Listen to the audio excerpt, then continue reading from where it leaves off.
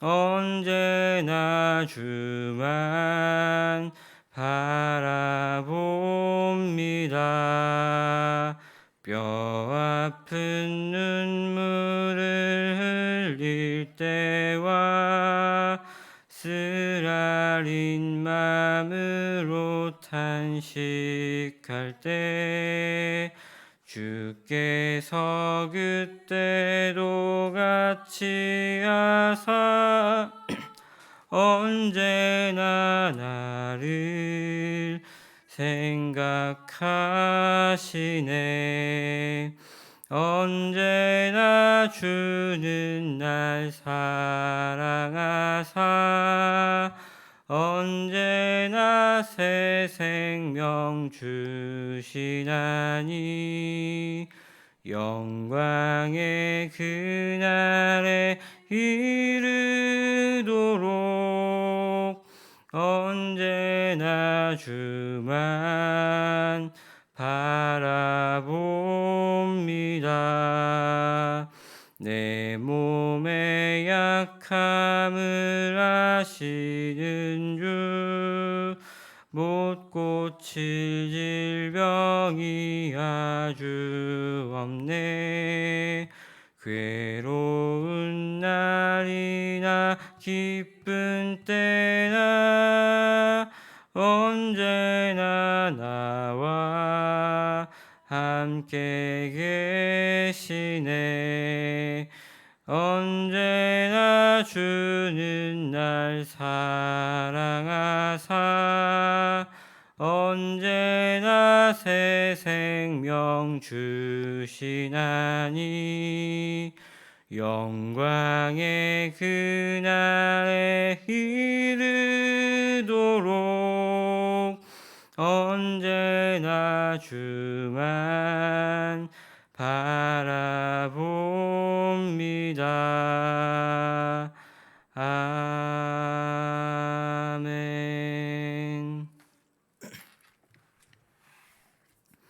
네, 오늘 함께 살펴볼 하나님 말씀은 예레미야 2장 20절에서부터 28절까지 말씀입니다.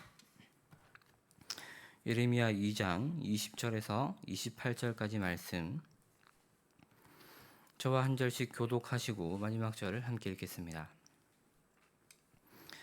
내가 옛적부터 내 멍에를 꺾고 내 결박을 끊으며 말하기를 나는 순종하지 아니하리라 하고 모든 높은 산 위에서와 모든 푸른 나무 아래에서 너는 몸을 굽혀 행음하였도다. 내가 너를 순전한 참 종자 곧 귀한 포도나무로 심었거늘 내게 대하여 이방 포도나무의 악한 가지가 됨은 어찌 됨이냐. 주 여호와의 말씀이니라. 내가 잿물로 스스로 씻으며 내가 많은 비누를 쓸지라도 내 죄악이 내 앞에 그대로 있으리니 내가 어찌 말하기를 나는 더럽혀지지 아니하였다 바알들의 뒤를 따르지 아니하였다 하겠느냐. 골짜기 속에 있는 내 길을 보라. 내 행한 바를 알 것이니라. 발이 빠른 암낙타가 그의 길을 어지러이 달리는 것과 같았으며 너는 광야에 익숙한 질 암나귀들이 그들의 성욕이 일어나므로 헐떡거림 같았도다. 그 발전기에 누가 그것을 막으리요. 그것을 찾는 것들이 수고하지 아니하고 그 발전기에 만나리라. 내가 또 말하기를 내 발을 제어하여 벗은 발이 되게 하지 말며 목을 가라게 하지 말라 하였으나 오직 너는 말하기를 아니라 이는 헛된 말이라. 내가 이방 신들을 사랑하였은즉 그를 따라가겠노라 하도다. 도둑이 붙들리면 수치를 당함같이 이스라엘 집 곧 그들의 왕들과 지도자들과 제사장들과 선지자들이 수치를 당하였느니라. 그들이 나무를 향하여 너는 나의 아버지라 하며 돌을 향하여 너는 나를 낳았다 하고 그들의 등을 내게로 돌리고 그들의 얼굴은 내게로 향하지 아니하다가 그들이 환난을 당할 때에는 이르기를 일어나 우리를 구원하소서 하리라. 함께 읽겠습니다. 내를 위하여 내가 만든 내 신들이 어디 있느냐.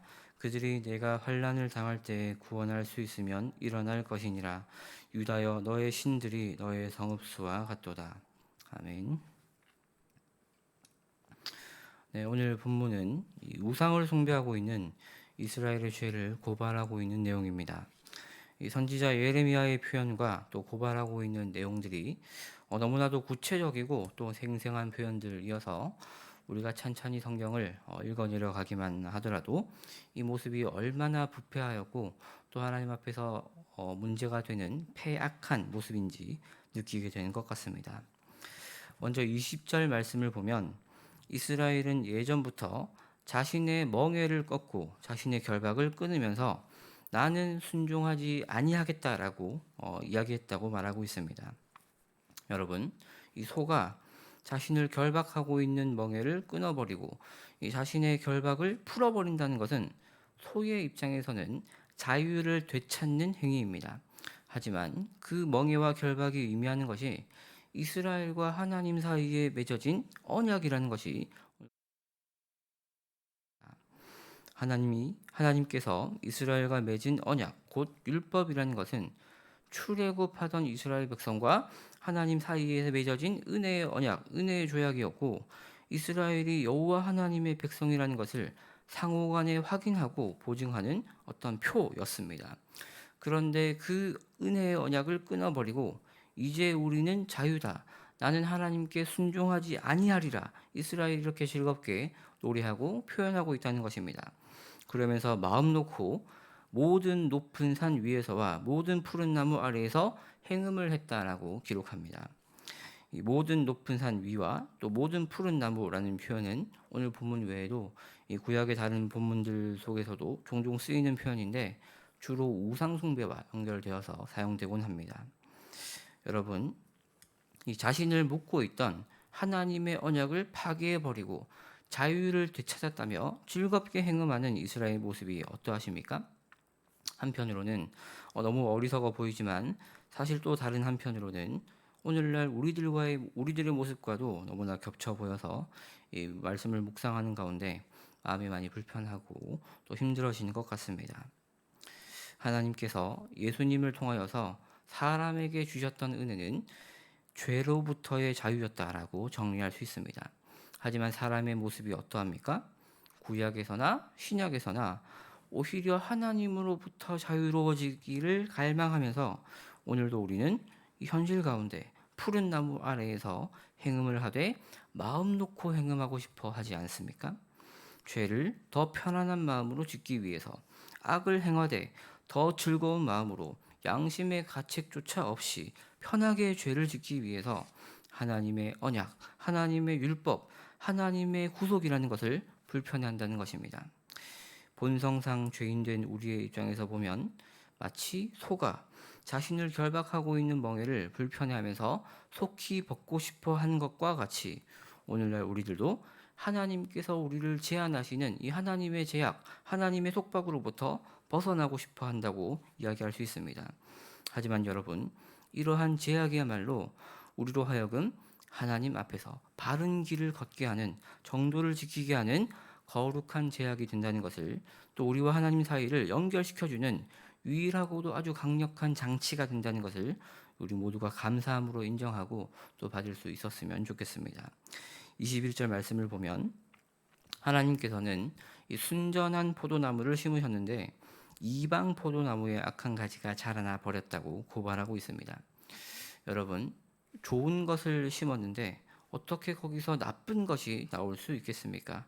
주인이 심혈을 기울여서 가장 좋은 것을 밭에 심었고 그 결과를 고대하면서 기다리고 있었는데 불량한 것이 나와 버렸습니다.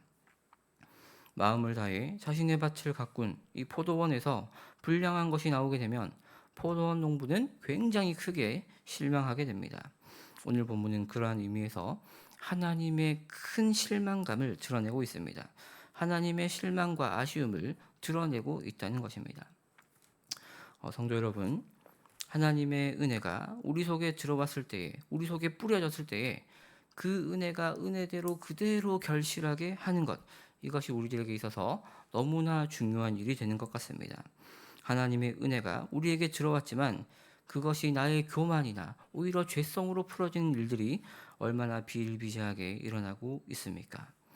우리에게 지혜를 주시면 남들보다 많은 것을 알게 된 우리의 모습에 만족하게 되고, 영적인 체험이 있으면 영적인 우월감에 너무나 쉽게 빠져들게 되고, 남보다 사업적인 소환이 좋고 여러 가지 능력이 있으면 그것을 가지지 못한 자와 자신의 모습을 비교하면서 기뻐하곤 합니다. 여러분, 하나님께서 우리에게 주신 은혜는 그 은혜다운 결과를 맺어야만 합니다.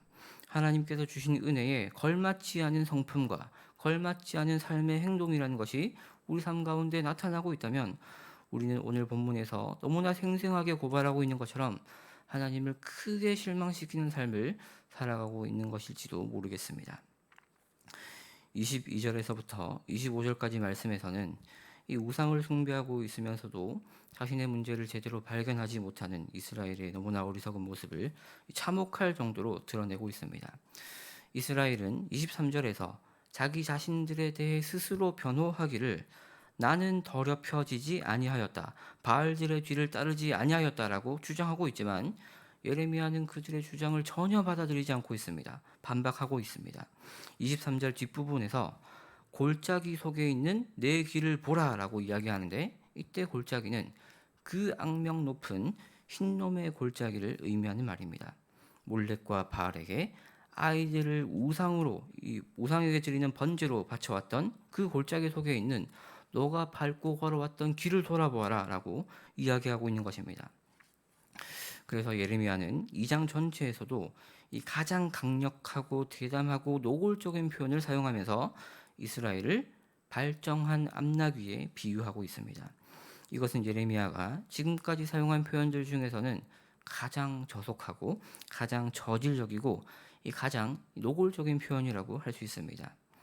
발정기에 들어서면서 눈에 보이는 모든 수컷들과 짝짓기를 하려고 하는 암컷 나귀처럼 이성을 완전히 잃어버린 모습으로, 부끄러움과 수치심도 없는 모습으로 하나님을 저버리고 우상을 쫓아다닌다는 것을 아주 적나라한 표현으로 고발하고 있는 것입니다.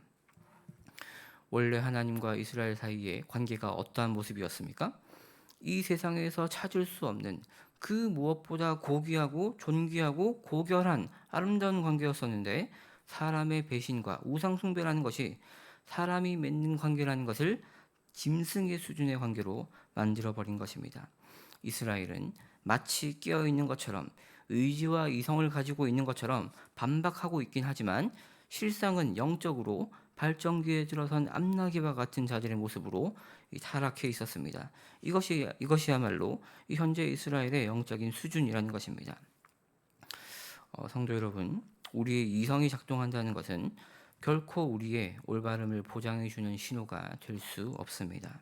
날카로운 비판 능력과 통찰력이 있다는 것만 가지고서는 우리가 하나님 앞에서 영적으로 잘 끼어 있다는 것을 전혀 진단해 줄 수 없는 것 같습니다. 우리가 영적으로 진실로 깨어 있을 때는 우상 숭배로부터 민감해져 있을 때입니다. 그리고 우리를 거룩하게 하시는 이 하나님의 거룩한 속박, 하나님의 거룩한 제약을 감사히 여기며 살아갈 때, 이때야말로 우리는 영적으로 깨어 있는 것입니다. 우리의 자유를 제한하시는 이 하나님을 느끼고 감히 그분이 두려워서 죄를 짓지 못하게 되고, 영적인 수치심이 너무나 크게 느껴지기 때문에 감히 하나님 앞에 범죄하지 못하게 되고, 너무나 고통스러워지고 불편해지는 우리 영적인 양심 때문에 죄와 타협하지 못하게 되는 것, 이것이야말로 우리에게 언약의 멍에, 말씀의 멍에를 내려주신 하나님께 감사한 삶을 살아가는 진실한 하나님의 자녀들의 모습이라고 이야기할 수 있습니다. 성도 여러분, 우리가 맺는 이 영적 관계의 대상은 하나님이셔야만 합니다. 우리가 맺는 고귀하고 순결한 영적 관계는 하나님을 향할 때에만, 하나님과 연결되어 있을 때만 그 순도와 아름다움을 계속해서 유지시켜 나갈 수 있습니다. 하나님으로부터 벗어나서 다른 것을 탐하게 되고 다른 것들을 사랑하게 되는 순간, 우리는 오늘 본문의 이 선지자의 고발, 우리를 너무나 기분 나쁘게도 이 발정한 암나귀에 비유하는 이 기분 나쁜 고발의 당사자가 될 수밖에 없고 변명할 수 없게 될 것입니다. 이 많이 어렵고 무거운 주제이긴 하지만 하나님께서 우리에게 은혜로 맺어주신 이 멍에라는 것을 이 단순히 귀찮은 것으로 여기지 않고 우리가 오히려 더 소중히 여기고 아끼고 관리하면서 하나님의 말씀에 순종하기를 힘쓰고, 또 정말 하나님을 두려워하는 마음으로 하나님이 아닌 다른 것들과 이 수치스러운 관계를 맺지 않기 위해서 깨어 있을 수 있었으면 좋겠습니다. 오늘도 그러한 하루를 살아가는 저 여러분 되시기를 소망합니다. 모두 함께 기도드리겠습니다. 살아계신 하나님, 우리가 단순한 입술과 이 겉으로만의 외형만의 순종이 아니라 진실한 마음의 순종과 감사를 올려드릴 수 있도록 은혜 내려 주십시오. 하나님을 믿음으로 우리에게 전해지는 그 은혜의 속박과 은혜의 제한이라는 것이 얼마나 감사하고 존귀한 것인지 우리를 순결하게 하시는 그 은혜의 가치를 깨닫게 하여 주시고, 오늘도 내일도 정말 겸손하게 하나님만을 바라보며 하나님만을 예배할 수 있도록 은혜 내려 주십시오. 감사합니다. 이 모든 것 예수님의 이름으로 기도드립니다. 아멘.